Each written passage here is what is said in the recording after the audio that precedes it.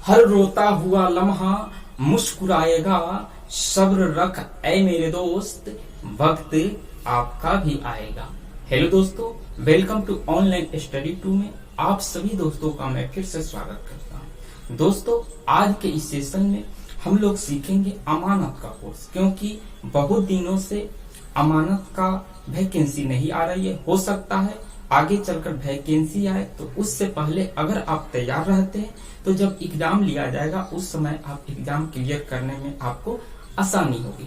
इसी को ध्यान में रखते हुए प्यारे दोस्तों, मैं आज से अमानत का कोर्स स्टार्ट कर रहा हूं, जो कि सप्ताह में एक रोज क्लास होगी। जो कॉम्पिटिटिव एग्जाम का जिस प्रकार से क्लास हो रहा है वह कंटिन्यू उसी प्रकार होता रहेगा, और जो शाम को जो लाइव ग्रुप डिस्कशन चलता है वो भी कंटिन्यू होता रहेगा। लेकिन सप्ताह में एक दिन अमानत का कोर्स स्टार्ट कर रहे हैं, सप्ताह में आपको एक वीडियो देखने को मिलेगा।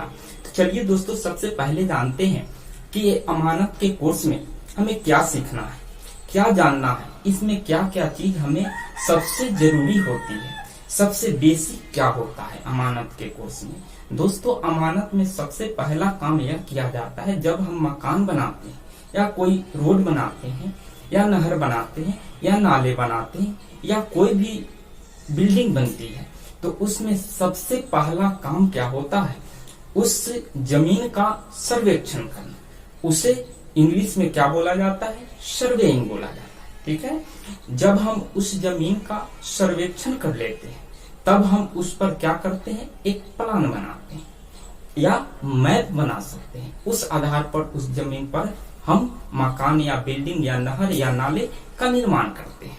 अगर हम बिना सर्वेक्षण किए अगर उस जमीन पर हम मकान बनाते हैं और बगल वाला कंप्लेन कर दे कि नहीं मेरा जमीन यहाँ तक है, तो उस कंडीशन में आपका मेहनत और आपकी पैसा बेकार चला जाएगा। इसलिए जब भी मकान, रोड, सड़क या कोई भी चीज बनती है तो उससे पहले उस जमीन का सर्वेक्षण किया जाता है।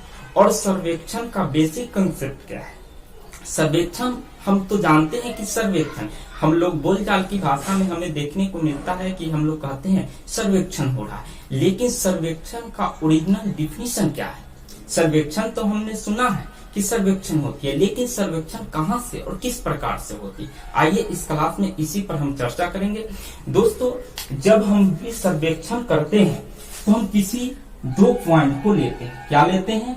दो हम पॉइंट को लेते हैं और इस दोनों पॉइंट के बीच हम मेजरमेंट करते हैं। क्या करते हैं? दो पॉइंट लेंगे और इस दोनों पॉइंट के बीच क्या करेंगे, हम मेजरमेंट कर लेंगे, और इस मेजरमेंट के बाद जो हमारा आएगा उसी के आधार पर हम उस सर्वेक्षण को करते हैं। अब रही बात, सर्वेक्षण हमने दो पॉइंट के बीच तो किया, ठीक है, तो सर्वेक्षण किस प्रकार से होगा? दोस्तों, सर्वेक्षण आपको दो तरह से होता है। एक होता है आपको हॉरिजॉन्टल। क्या होता है? हॉरिजॉन्टल होता है, यानी दो पॉइंट यह है और इस दोनों पॉइंट के बीच एक हॉरिजॉन्टल मेजरमेंट होगा और एक क्या होगा, एक वर्टिकल मेजरमेंट होगा। एक क्या होगा, हॉरिजॉन्टल मेजरमेंट होगा, एक वर्टिकल मेजरमेंट होगा। अब रही बात, आपका क्वेश्चन ये भी बन सकता है कि आपने कहा कि जब भी हम सर्वेक्षण करेंगे तो दो पॉइंट के बीच में हम सर्वेक्षण करेंगे, ठीक है, उसे इंग्लिश में सर्वेइंग बोला जाता है। सर्वेक्षण करेंगे, लेकिन आपने बताया कि हॉरिजॉन्टल और वर्टिकल हम मेजरमेंट करते हैं, उसे हम सर्वेइंग का नाम देते हैं। लेकिन अगर कोई बच्चा पूछे, कोई पूछ सकता है कि ठीक आपने तो कहा कि हॉरिजॉन्टल और वर्टिकल मेजरमेंट करेंगे तो उसे हम सर्वेक्षण कहते हैं, लेकिन अगर कहीं केवल वर्टिकल मेजरमेंट होगा, क्या होगा, अगर दो पॉइंट के बीच अगर केवल वर्टिकल मेजरमेंट होता है तो उसका नाम हम क्या देंगे? तो दोस्तों ध्यान रखिएगा, जब हम दो पॉइंट के बीच मेजरमेंट करते हैं वह मेजरमेंट कैसा होना चाहिए? अगर वर्टिकल हो रहा है तो उसे हम क्या देंगे? उसे हम लेवलिंग का नाम देते हैं। क्या चीज का नाम देते हैं? उसे हम लेवलिंग का नाम देते हैं, ठीक है। जब हॉरिजॉन्टल और वर्टिकल मेजरमेंट होगा दो पॉइंट के बीच तो उसे हम सर्वेइंग का नाम देंगे, लेकिन अगर दो पॉइंट के बीच केवल वर्टिकल मेजरमेंट हो रहा है तो वहां हम लेवलिंग का नाम देते हैं। आप लोग सुनने को मिला होगा कि रोड जब बन जाती है तो वहां पर इंजीनियर आता है, रोड को खनता है, रोड के खनने के बाद वहां लेवलिंग करता है कि हाँ इसमें मटेरियल कितनी पड़ी हुई है, उसी का नाम क्या है, लेवलिंग है। यानी 2 पॉइंट ऊपर वाले छोर और नीचे जितना खड्डा खाना जाता है, यानी जितना रोड का यानी सरकार के द्वारा दी जाती है कि इतना रोड का हाइट बनाना है, उसी आधार पर उसको माप उठाया जाता है कि हाँ इसमें लेवलिंग किस प्रकार हुआ है, किस प्रकार से मटेरियल पड़ी हुई है। अब हमने अभी तो सीखा कि 2 पॉइंट के बीच जब हम मेजरमेंट करते हैं वह मेजरमेंट कैसा होना चाहिए, हॉरिजॉन्टल और वर्टिकल अगर हो रहा है तो उसे हम सर्वेइंग कहेंगे, ठीक है। लेकिन अगर वर्टिकल केवल मेजरमेंट होगा तो उसे हम क्या नाम देंगे, लेवलिंग का नाम देंगे। अब आते हैं सर्वेक्षण के उद्देश्य। सर्वेक्षण में आपको सारा चीज, सबसे पहले इंट्रोडक्शन हम दे चुके हैं, उसमें आपको चयन पढ़ना है, उसके बाद आपको कंपास पढ़ना है, उसके बाद लेवलिंग पढ़ना है, उसके बाद प्लान पढ़ना है। ये सारे को हम स्टेप बाय स्टेप आपको बताते चलेंगे, किस प्रकार से आपको चयन का प्रयोग होता है, चयन में क्या क्या चीज को इंगित किया जाता है, चयन कितने प्रकार के होते हैं, चैन में जो हैंडल होता है वह किस चीज का बना होता है, चैन जो होता है वह किस चीज का बना होता है, चैन का जो पैमाना हम किस प्रकार से करते हैं, स्केल कौन कौन से स्केल का हम प्रयोग करते हैं, वह सारे चीज पर हम आगे चर्चा करेंगे। लेकिन जो आज का क्लास होगा आपको केवल सर्वेक्षण पर होगा कि सर्वेक्षण हम कहीं भी जमीन पर अगर जाते हैं वहां सर्वेक्षण करते हैं तो सर्वेक्षण हम किस प्रकार से करेंगे।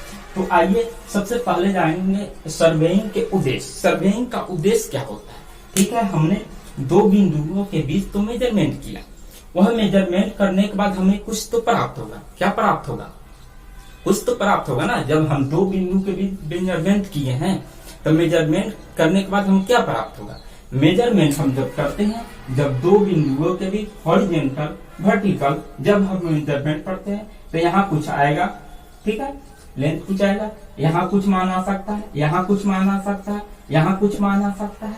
तो इस सब मान के आधार पर हम सर्वेइंग कर लिया। सर्वेइंग करने के बाद हमें पता चल गया कि इतना प्लॉट यहाँ पर है, इस प्लॉट पर हम मकान या कॉलेज या जो भी बनाना हो बनाते हैं।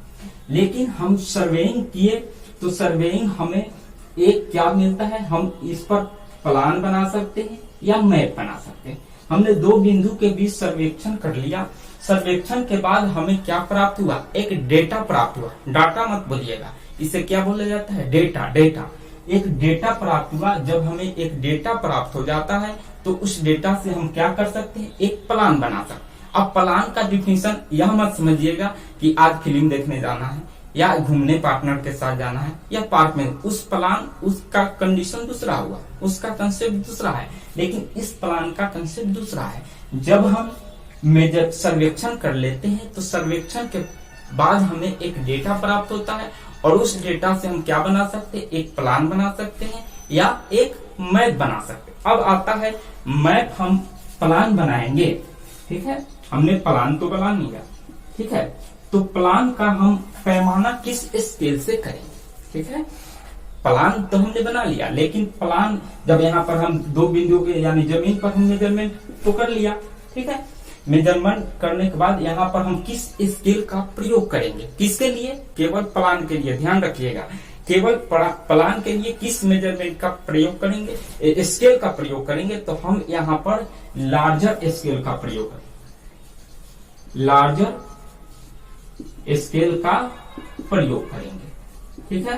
क्या चीज का प्रयोग करेंगे, लार्जर स्केल का हम प्रयोग करेंगे। कहां पर, प्लान में। जहां हम बिल्डिंग बनाते हैं वहां पर लार्जर स्केल का प्रयोग करते हैं। वहीं हमें मैप बनाना होता है। मैप जब हम बनाएंगे तो हम वहां पर स्मॉल स्केल का प्रयोग करेंगे। क्या करेंगे, जब हम प्लान बनाएंगे, जब हमने सर्वेक्षण कर लिया, सर्वेक्षण करने के बाद हम जब प्लान बिल्डिंग बनाने जाते हैं तो वहां पर हम लार्जर स्केल का प्रयोग करते हैं। लेकिन वहीं जब हम मैप बनाते हैं तो मैप में हम स्मॉल स्केल का प्रयोग करते हैं। अब आता है, जब हम प्लान बनाते हैं तो लार्जर स्केल का प्रयोग करेंगे, लेकिन वहां जो प्लान बनेगा वह क्या बनेगा, छोटा बनेगा। बड़ा स्केल का प्रयोग किया लेकिन वहां मकान जो बनकर तैयार होता है छोटा बनकर तैयार। लेकिन वहीं मैप में स्मॉल स्केल का प्रयोग करते हैं, लेकिन मैप हमारा क्या बनता है, बड़ा बनता है। क्योंकि जब हम मकान बनाते हैं तो कोई गांव शहर या टाउन में थोड़ी जगह में बनती है, लेकिन मैप एक राज्य, जिला, डिस्ट्रिक्ट, इस सारे चीज की बनती है तो वह बड़ा बनता है, एरिया उसका बड़ा होता है, लेकिन वहां पर स्मॉल स्केल का प्रयोग किया जाता है। ठीक है, यहां तक कोई दिक्कत किसी को? चलिए आगे बढ़ते हैं। Principle of surveying. ठीक है, प्रिंसिपल ऑफ सर्वेइंग किस प्रकार से होती है?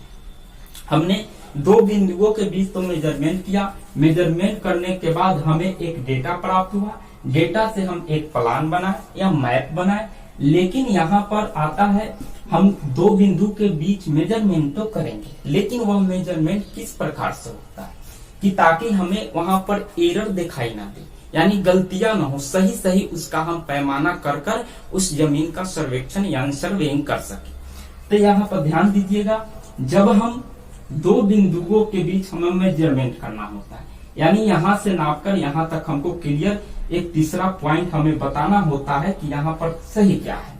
ठीक है, तो एक प्रक्रिया होता है आपको to location new point for to reference point. ठीक है, एक प्रक्रिया क्या होता है कि हम यहाँ से जरीब को खींचते हैं, फिर आपको यहाँ से जरीब को खींचते हैं, फिर यहाँ से जरीब को खींचते हैं, फिर यहाँ एक लाइनिंग सीधी लाइन तो यह हुआ जमीन का। ठीक है, जब जरीब हम खींचने जाते हैं तो यहाँ से इस बिंदु पर खींचे, फिर यहाँ से इस बिंदु पर खींचे, फिर यहाँ से खींचे, तो थोड़ी थोड़ी इसमें एरर आते आते यहाँ पर बहुत अधिक क्या हो जाती है, एरर आ जाती है।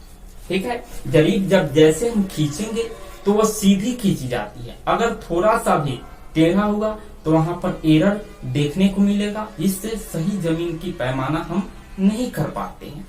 एक प्रक्रिया है जो यहाँ से लेकर यहाँ तक करे, ये यहाँ से यहाँ तक किए, यहाँ से यहाँ तक किए, करते करे हमें तीसरा पॉइंट प्राप्त हुआ, लेकिन तीसरा पॉइंट तक आते आते हमें एरर अधिक देखने को मिलता है।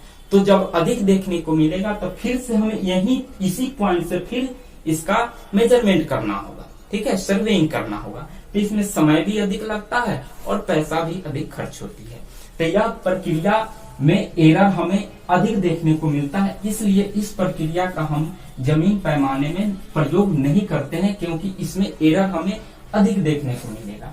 हम करेंगे क्या, होल टू पार्ट, यानी जो भी मेजरमेंट हम करेंगे दो बिंदुओं में, यानी तीसरा बिंदु हमें प्राप्त करना है तो वहां हमें होल टू पार्ट मेजरमेंट करना होगा। होल टू पार्ट कैसे होगा, जैसे यहाँ पर दो बिंदु है, ठीक है, हमें तीसरी बिंदु की पता लगानी, यानी जमीन की माप यहाँ पर हमको क्लियर करना है।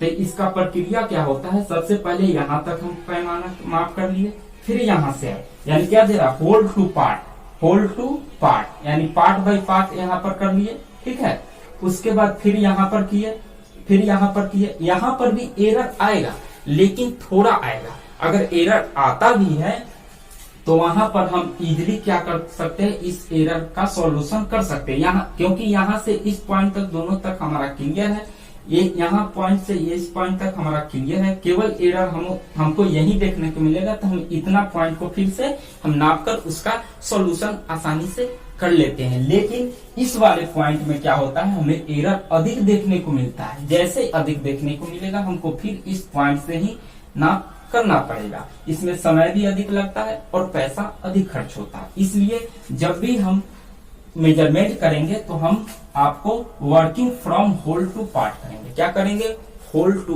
पार्ट सर्वेइंग करेंगे। अब आती है, हमने सर्वेक्षण तो कर लिया, ठीक है, तो हमें जब तीसरा बिंदु प्राप्त करना होता है तो हमें कुछ कोण भी मिलती है। जैसे यहाँ पर इस पॉइंट है, दो पॉइंट मेन पॉइंट हम लेते हैं। जब भी पैमाना करेंगे यानी जरीब जब भी खींचेंगे तो हम दो पॉइंट को पहले से इंगित कर लेते हैं। ठीक है, इंगित करने के बाद क्या करते हैं, हम तीसरा पॉइंट का पता लगाते हैं। इसमें कुछ एंगल भी बन सकता है, ठीक है, इस तरह का भी एंगल बन सकता है, ठीक है, इस तरह का भी किसी प्रकार का एंगल आपको देखने को मिल सकता है। ठीक है, इसमें आपको तीसरा पॉइंट पता लगाने के लिए आपको किस प्रकार का एंगल मिल सकता है। आगे की क्लास में हम लोग इस पर चर्चा करेंगे कि एंगल जब मिलेगा तो उसको हम किस प्रकार से सॉल्यूशन करते हैं।